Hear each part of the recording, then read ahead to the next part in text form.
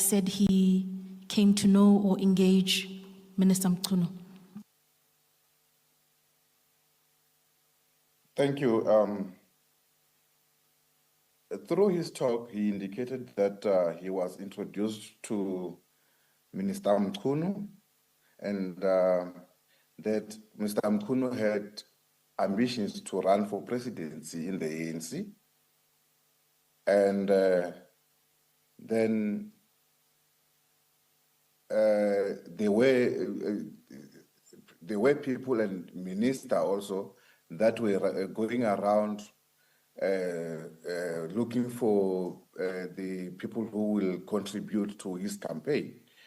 And indeed, Mr. Matlala was one of the people who had contributed to the campaign, as he indicated that in January he had contributed to an amount, to the total amount of 500,000, whereby he purchased flight tickets and paid for the accommodation for the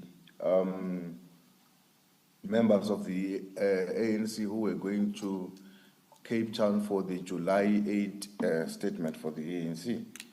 So, and also that you will also refer back to his phones where he will show us the messages between him and the person named Brown Mogotsi pertaining those flight tickets and the accommodation payments.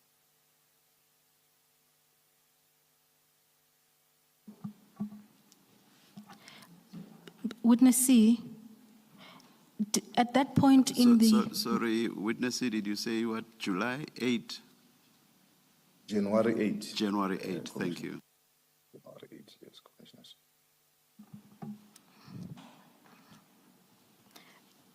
Witness C, with reference to paragraph 94, please continue detailing to the Commission the content of your discussion with Mr. Matlala and his relationship with the Minister. Thank you. Yeah, I jokingly asked if he had he believed if Minister Mchunu will succeed in the presidency campaign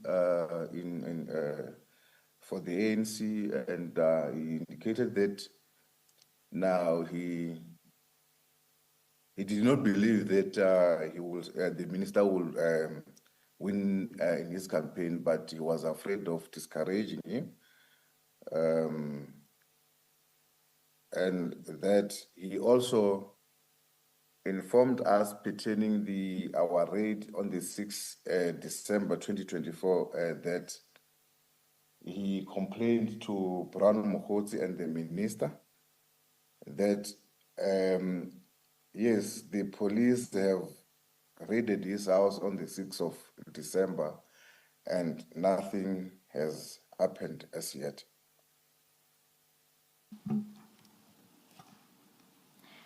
Thank you, Witness C.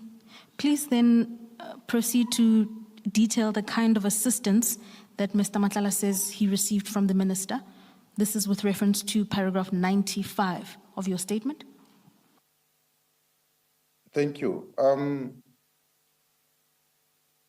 In his response pertaining the assistance that he got for the 6th December raid at his house, he said the minister had engaged with his security and they have utilized the grabber machines in order to identify the SAPS members who had been investigating him and who had raided his house at on the 6th of December.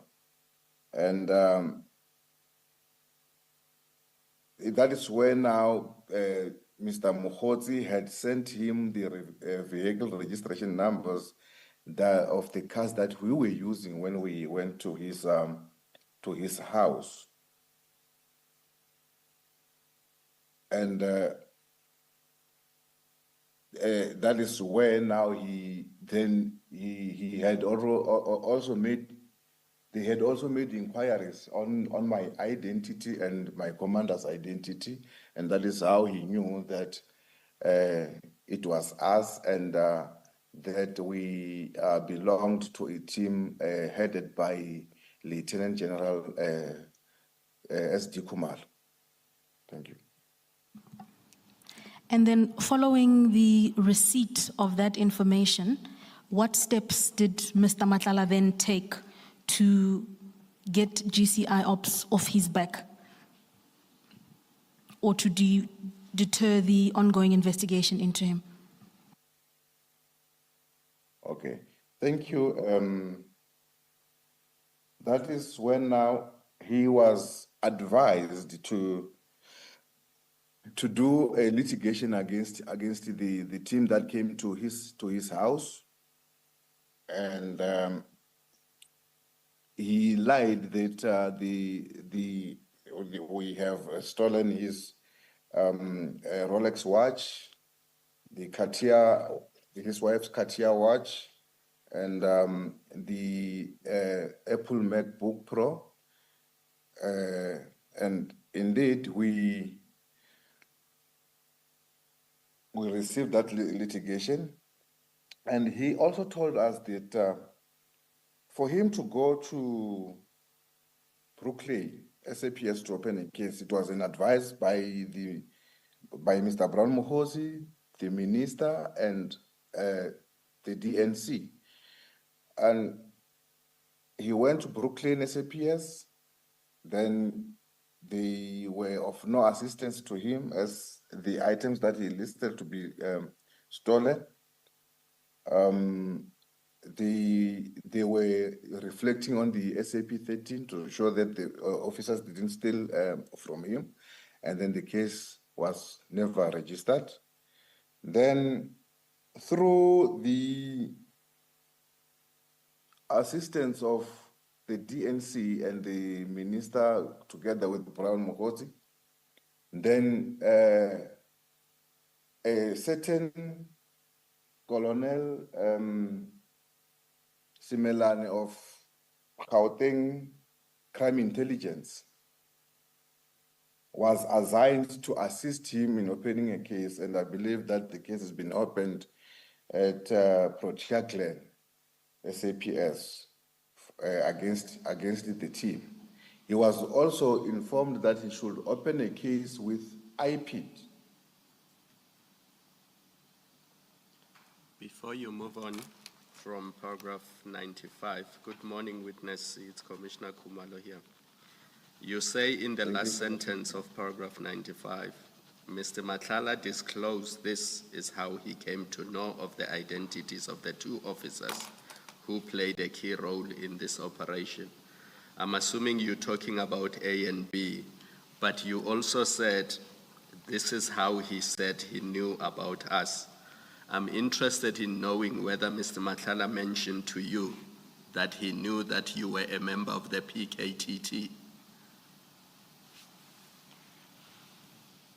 Thank you, Commissioner Khumalo. Yes, he indicated that that is how he knew of the key role members who came to his house.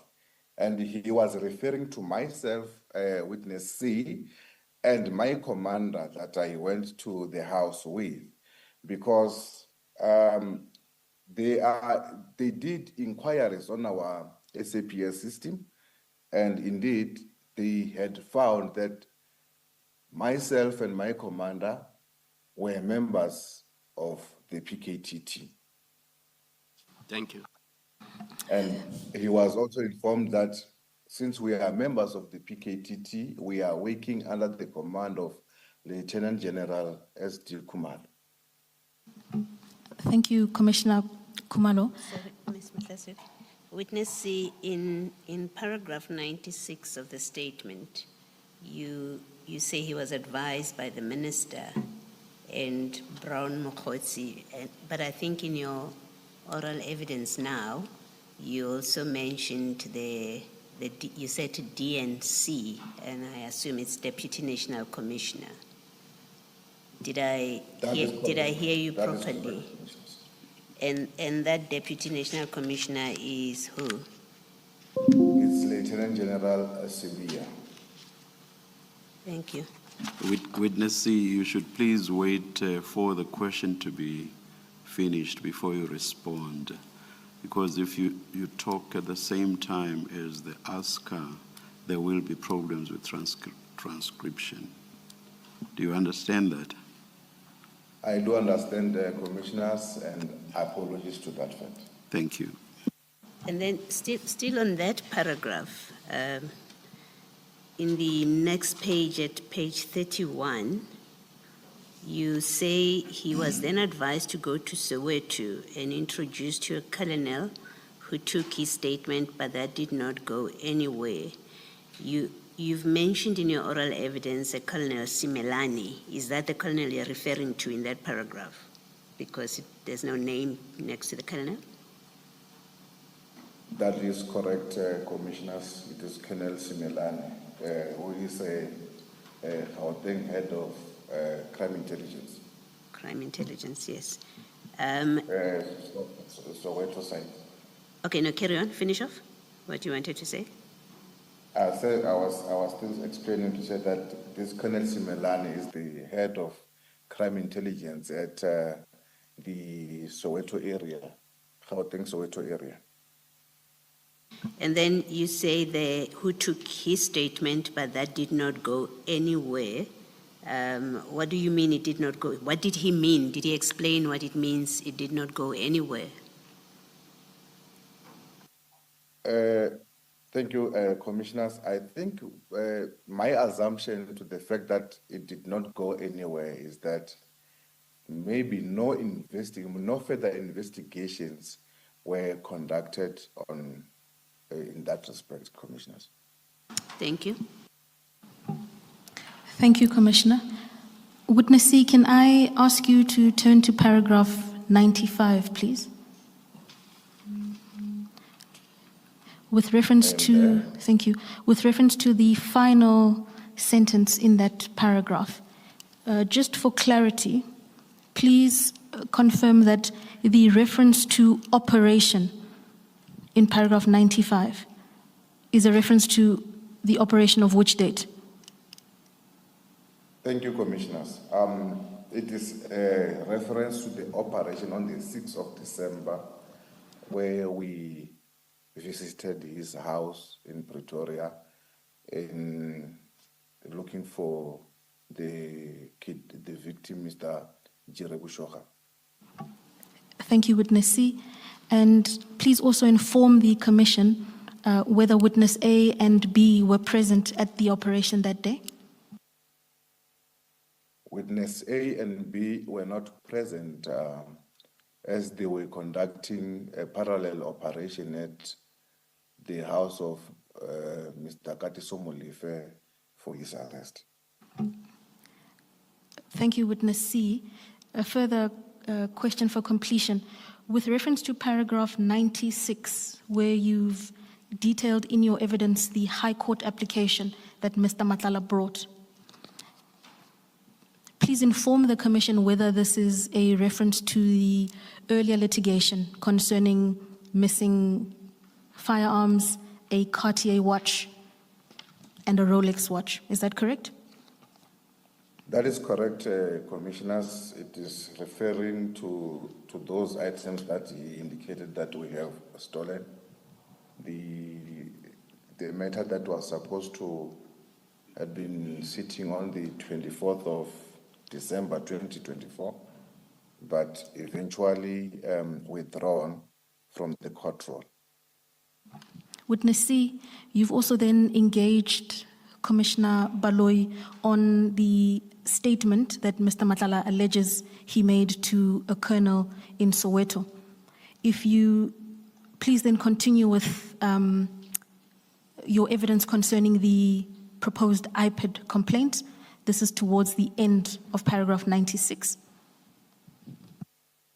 Thank you, commissioners. Yeah, he further informed us that he was advised that for the case to stand stronger against the SAPS members, he should invite his wife into opening an assault case against the members that visited his house to strengthen the case. But he said he didn't want his wife to be involved in all these things, so he would rather not involve his wife in opening a case, a false case against the members. Witness C, is it then your evidence that Mr. Matlala shared with you that he had taken several steps to attempt to deter the investigation, including lodging the High Court application, approaching the Colonel in Soweto, as well as the proposed IPID complaint? Is that correct?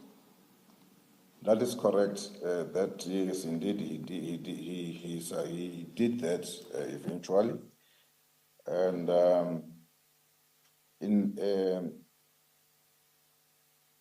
following that litigation that he had made against us, then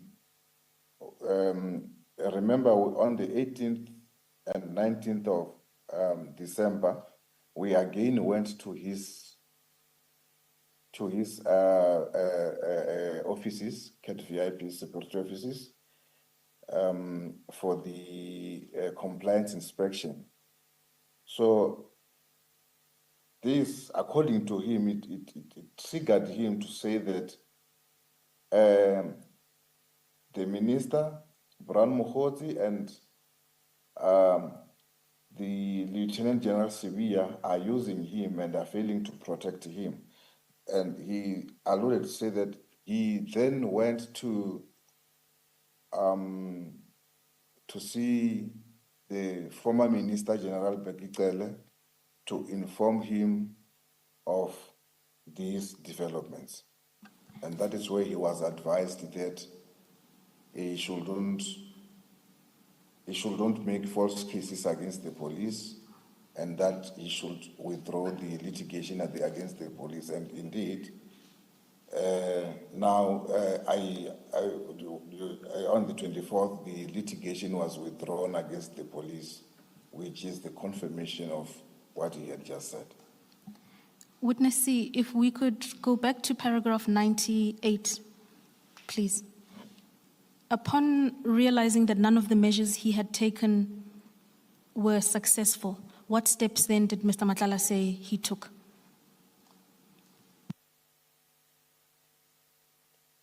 Thank you, commissioners. After the compliance inspection at his company, there were those discrepancies with the compliance inspection, and then he was to be arrested, and he went to hiding. Then he indicated that he reached out to Brown Mogotsi and the minister, informing them that the SAPS wants to arrest him. And he wanted also to know how were they protecting him.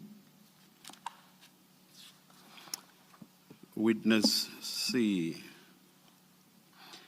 your exact words in paragraph 98 say, he thereafter reached out to Mr. Mogotsi and the minister and told them that the subs wanted to arrest him. By this, did he mean that he spoke to the minister directly and told them, meaning he also told the minister? Did he mean he spoke to the minister directly? Thank you, Commissioner. That is my apprehension, to say that it means he directly spoken to him, though he didn't specifically said that, yes, on this date and time, I contacted Minister Mchunu and spoke to him directly. And what was your, Or oh, I'm sorry, please continue. on this date and time, I contacted Brown Mogotsi and spoke to him about it. Thank you. And what was your sense? Was this supposed to have been face-to-face, or was it supposed to have been a telephone call? Or by what means did he make contact and speak to them? Commissioners, I wouldn't know exactly, but what he indicated is that the most of the times that he communicate with them, it would be via WhatsApp or Signal. He didn't specify as to when he reached out to them, was it personal or over the line. And did you ask for proof of such contact with the minister? No, commissioners. At that time, commissioners, we were listening to what he was telling us, as he is the one who indicated that he wanted to talk. So then now, when one wants to talk, you lend an ear to that person. And that is what we did, commissioners. And the last two sentences of the paragraph say he demanded to know how they, that's Mr. Mogotsi and the minister, would protect him. He demanded direct action from the minister, who refused to help him.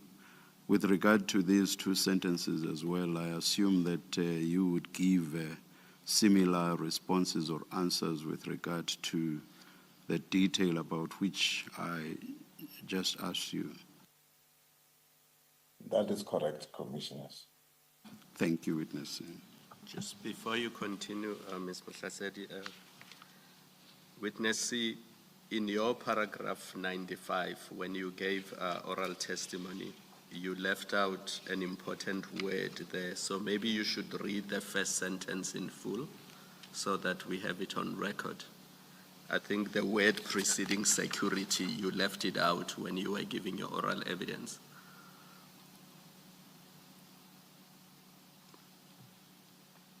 Commissioner Khumalo, should I read the whole paragraph from the first line, Commissioner?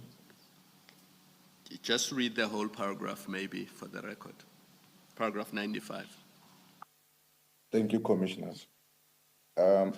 He told us that the minister engaged state security on his behalf and utilized grabber machines in order to pick up the identities of the SAPS officials investigating him. Mr. Mogotsi thereafter sent him the vehicle registration numbers of the vehicles that came to his property. Mr. Matlala disclosed that this is how he came to know the identities of the two officers who played a key role in the operation. Thank you. I think the word you have left out is state, which is reference to state security. That is correct. I omit, it is an omission, Commissioners. Thank you, Commissioner Khumalo. Witness C, could we then please turn to paragraph 98 of your statement? I am there, Commissioners. Paragraph 98, you've given evidence that Mr. Matlala contacted the minister and Mr. Mogotsi and demanded to know how they would protect him, and that he further demanded direct action from the minister. In sharing that with you, did Mr. Matlala explain to you on what basis he was entitled to make those demands and why he could demand protection directly from the minister? Thank you, Commissioners. There, I will only make my own conclusions to say that he will demand, as he is one of the people who are contributing towards the campaign of the minister in becoming the president of the ANC. And because he, towards the end, he indicated that he had a feeling that these people are using him in order to get to Lieutenant General S.D. Kumalo.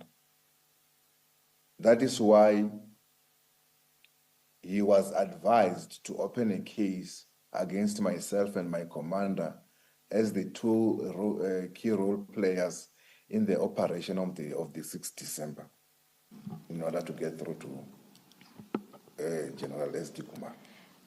Thank you, witness. If I may, witness, the question to you from Ms. Mahlasedi was whether Mr. Matlala said to you, did he explain to you on what basis he was entitled to make the demand? You've expressed your opinion. Is your answer that he did not say the basis on which he's entitled to make that demand? Thank you, Commissioner Baloyi. Yes, indeed, he did not say. That is why I only made a conclusion. Thank you. Thank you, Commissioner Baloyi. And notwithstanding Mr. Matlala's demand and notwithstanding the financial assistance you've alluded to, what steps did he take after his request for direct action was refused? Thank you, commissioners. He indicated that after he saw that this is become the protection that he was supposed to be receiving from the minister, he's not receiving. So he indicated that he went to KZN to see Undosi. And Undosi, with which he was referring to former Minister General Bheki.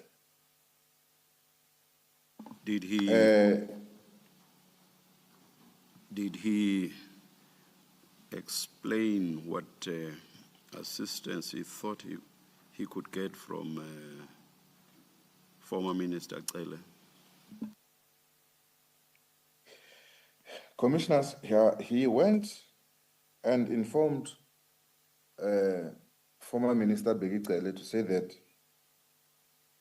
he indeed has a problem with the members that came to his house, and he was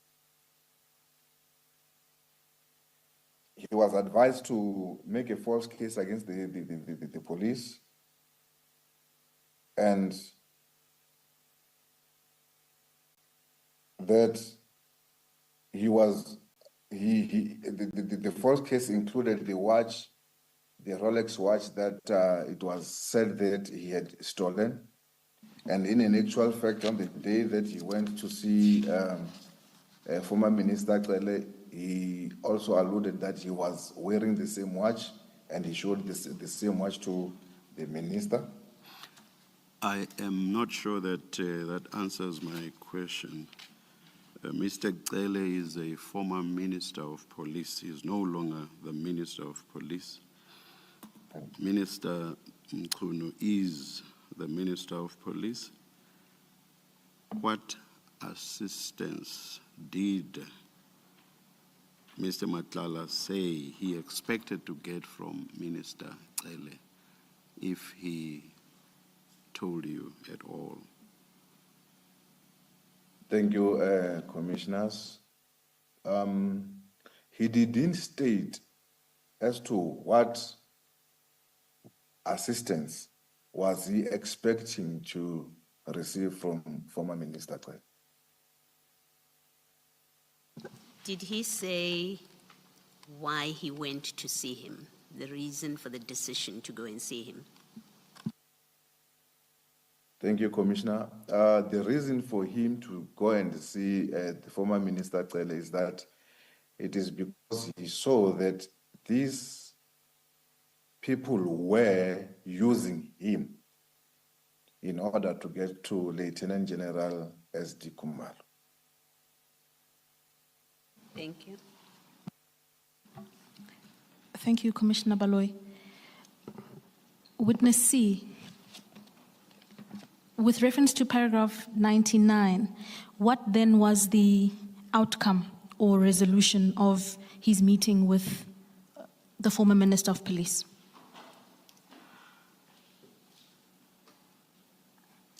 Thank you. The resolution that was taken by former Minister Cele was that it is not good to open false cases against the police. And therefore, he should withdraw the case against the police. And also if I recall well, commissioners, he also indicated that after his meeting with former Minister Cele, he tried to reach to the KZN Provincial Commissioner General Mkhwanazi, but unfortunately he couldn't get through. And also he tried to reach to Lieutenant General S.D. Kumalo, and also unfortunately he couldn't get through to them.